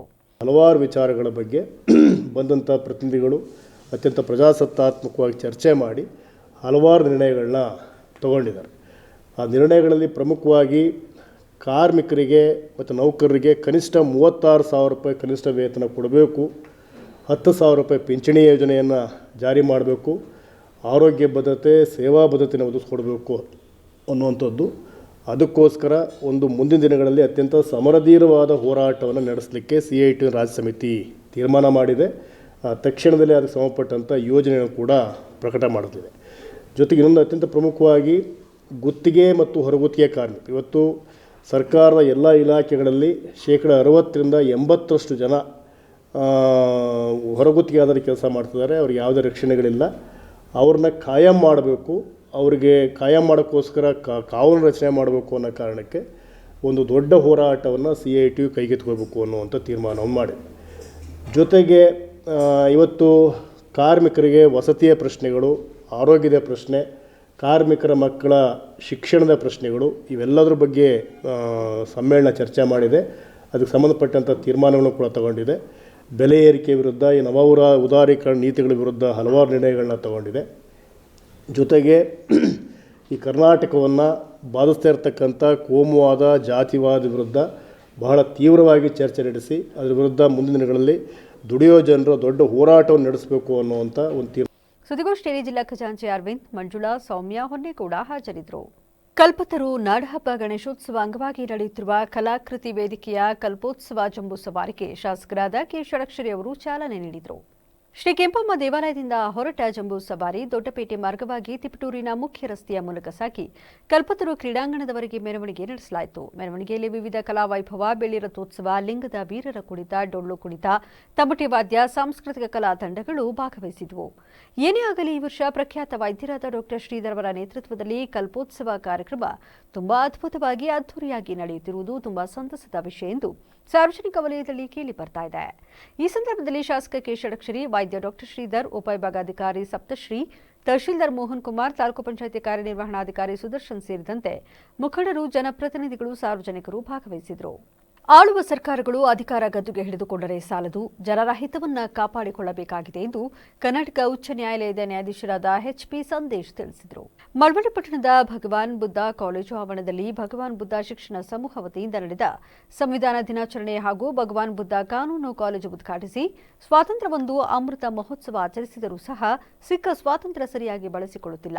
ಅದಕ್ಕಾಗಿ ನಾವೆಲ್ಲರೂ ಆತ್ಮಾವಲೋಕನ ಮಾಡಬೇಕಾಗಿದೆ ಎಂದರಲ್ಲದೆ ಆರೋಗ್ಯ ಹಾಗೂ ಶಿಕ್ಷಣದಿಂದ ದೇಶದ ಹಿತವನ್ನು ಕಾಪಾಡಿಕೊಳ್ಳಲು ಸಾಧ್ಯ. ಅದಕ್ಕಾಗಿ ಪ್ರತಿಯೊಬ್ಬರು ಆರೋಗ್ಯ ಹಾಗೂ ಶಿಕ್ಷಣದ ಬಗ್ಗೆ ಕಾಳಜಿ ವಹಿಸಬೇಕು ಎಂದರು. ನಾವು ಈಗ ನಡೆಸ್ತಾ ಇರತಕ್ಕಂಥ ಸ್ವಾತಂತ್ರ್ಯ ಯಾವ ರೀತಿ ಅಂತಕ್ಕಂಥದ್ದನ್ನ ನಾವು ಆತ್ಮಾವಲೋಕನವನ್ನು ಮಾಡ್ಕೊಳ್ತಕ್ಕಂಥ ಸಮಯ ಒದಗಿ ಬಂದಿದೆ ಅಂತೇಳಿ ನಾನು ಈ ಸಂದರ್ಭದಲ್ಲಿ ಹೇಳಲಿಕ್ಕೆ ಇಚ್ಛೆ ಪಡ್ತೇನೆ. ಯಾಕೆ ಈ ಮಾತನ್ನು ನಾನು ಹೇಳ್ತಾ ಇದ್ದೇನೆ ಅಂದರೆ, ನಾವು ನೋಡಿ ಸ್ವಾತಂತ್ರ್ಯ ಬಂದ ಮೇಲೆ ಅಮೃತ ಮಹೋತ್ಸವವನ್ನು ಕೂಡ ಮಾಡಿದ್ವಿ. 75ನೇ ವರ್ಷದ ಅಮೃತ ಮಹೋತ್ಸವವನ್ನು ಕೂಡ ನಾವು ಆಚರಣೆಯನ್ನು ಮಾಡಿಕೊಂಡ್ವಿ. ಆದರೆ ನಮಗೆ ಸ್ವಾತಂತ್ರ್ಯವನ್ನು ತಂದು ಕೊಟ್ಟರಲ್ಲ ಮಹನೀಯರುಗಳು, ಎಲ್ಲ ತ್ಯಾಗ ಬಲಿದಾನಗಳ ಮೂಲಕ ಆ ಸ್ವಾತಂತ್ರ್ಯ ಸಿಕ್ಕಿದ ಸ್ವಾತಂತ್ರ್ಯವನ್ನು ನಾವು ಸರಿಯಾದ ರೀತಿಯಲ್ಲಿ ಬಳಕೆ ಮಾಡಿಕೊಳ್ತಾ ಇದ್ದೇವೆ ಇಲ್ಲವೋ ಅಂತ ಹೇಳಿ ಈಗ ಆತ್ಮಾವಲೋಕನವನ್ನು ಮಾಡಿಕೊಳ್ತಕ್ಕಂಥ ಪರಿಸ್ಥಿತಿ ಬಂದಿದೆ ಅಂತೇಳಿ ನಾನು ಹೇಳ್ತಾ ಇದ್ದೇನೆ. ಯಾಕೆಂತಂದರೆ ಸ್ವಾತಂತ್ರ್ಯ ಅಂತಂದರೆ ಅದು ಸ್ವೇಚ್ಛಾಚಾರದ ಸ್ವಾತಂತ್ರ್ಯ ಆಗಬಾರ್ದು. ನಮ್ಮ ಮಹನೀಯರು ಪೂರ್ವಿಕರು ಏನು ಕಂಡರು, ಸ್ವಾತಂತ್ರ್ಯದ ಕನಸನ್ನು ಕಂಡರು, ಅದನ್ನು ಸಾಕಾರಗೊಳಿಸ್ಕೊಳ್ಬೇಕಾದ್ರೆ ನಮ್ಮನ್ನು ಈಗ ಆಳ್ತಕ್ಕಂಥ ನಾಯಕರಿದಾರಲ್ಲ, ಅವರು ಒಂದು ಸಲ ಆತ್ಮಾವಲೋಕನವನ್ನು ಮಾಡಿಕೊಳ್ಬೇಕಾಗ್ತದೆ. ಯಾಕೆ ಅಂತಂದರೆ ಅಧಿಕಾರದ ಗದ್ದುಗೆಯನ್ನು ಹಿಡ್ಕೊಳ್ತಕ್ಕಂಥದ್ದಲ್ಲ. ಆ ಅಧಿಕಾರ ಸಿಕ್ಕಿದ ಮೇಲೆ ಅದರಿಂದ ನಾವು ಏನು ಜನರ ಹಿತಕ್ಕಾಗಿ ಗಾಂಧೀಜಿ ಕಂಡಂಥ ಕನಸೇನಿದೆಯೋ, ಕಲ್ಯಾಣ ರಾಜ್ಯ ಏನಿದೆಯೋ, ಆ ಕಲ್ಯಾಣದ ರಾಜ್ಯದ ದಿಕ್ಕಿನಲ್ಲಿ ನಾವು ಸಾಕ್ತಾ ಇದ್ದೀವೋ ಇಲ್ಲವೋ ಅಂತಕ್ಕಂಥದ್ದನ್ನ ಅವರು ಆತ್ಮಾವಲೋಕನ ಮಾಡ್ಕೊಳ್ಬೇಕಾಗ್ತದೆ. ಇವತ್ತಿನ ದಿನಕ್ಕೆ ನಾವು ಈಗ ನೋಡ್ತಾ ಇರ್ತಕ್ಕಂಥದ್ದು ಯಾರು ಅಂತಂದರೆ ಪೊಲಿಟಿಕಲ್ ಮಾಂಗರ್ಸ್. ಅಂದರೆ ಯಾವುದೇ ಕಾರ್ಯಕ್ರಮದಲ್ಲಿ ಭಗವಾನ್ ಬುದ್ಧ ಶಿಕ್ಷಣ ಸಂಸ್ಥೆಯ ಸಂಸ್ಥಾಪಕ ಅಧ್ಯಕ್ಷ ಯಮದೂರು ಸಿದ್ದರಾಜು, ಜಿಲ್ಲಾ ಕಾನೂನು ಸೇವೆಗಳ ಪ್ರಾಧಿಕಾರ ಸದಸ್ಯ ಕಾರ್ಯದರ್ಶಿ ಆನಂದ್, ಹಿರಿಯ ಪತ್ರಕರ್ತ ಕೌಡ್ಲೆ ಚೆನ್ನಪ್ಪ, ಪುಟ್ಟೇಗೌಡ, ಕನ್ನಡ ಸಾಹಿತ್ಯ ಪರಿಷತ್ ಅಧ್ಯಕ್ಷ ಚೇತನ್ ಕುಮಾರ್, ಪ್ರಾಂಶುಪಾಲರು ಶೀಲಾ ಸೇರಿದಂತೆ ಹಲವರು ಹಾಜರಿದ್ದರು. ಡಾಕ್ಟರ್ ಬಿಆರ್ ಅಂಬೇಡ್ಕರ್ ಹೇಳಿರುವುದು ರಾಜಕೀಯ ಸೇವೆ ಹೊರತು ಉದ್ಯೋಗವಲ್ಲ. ಇದನ್ನು ಅರಿತು ಮಾಜಿ ಪ್ರಧಾನಿ ಎಚ್ ಡಿ ದೇವೇಗೌಡರು ತಮ್ಮ ಜೀವನ ಪೂರ್ತಿ ದೇಶ ಮತ್ತು ನಾಡಿನ ಹೋರಾಟ ಸೇವೆ ಮಾಡುವ ಮೂಲಕ ಮಾದರಿ ರಾಜಕಾರಣಿಯಾಗಿದ್ದಾರೆ ಎಂದು ಮಾಜಿ ಸಚಿವ ಹಾಗೂ ರಾಜ್ಯ ಜೆಡಿಎಸ್ ಕಾರ್ಯಾಧ್ಯಕ್ಷ ಸಾರಾ ಮಹೇಶ್ ತಿಳಿಸಿದರು.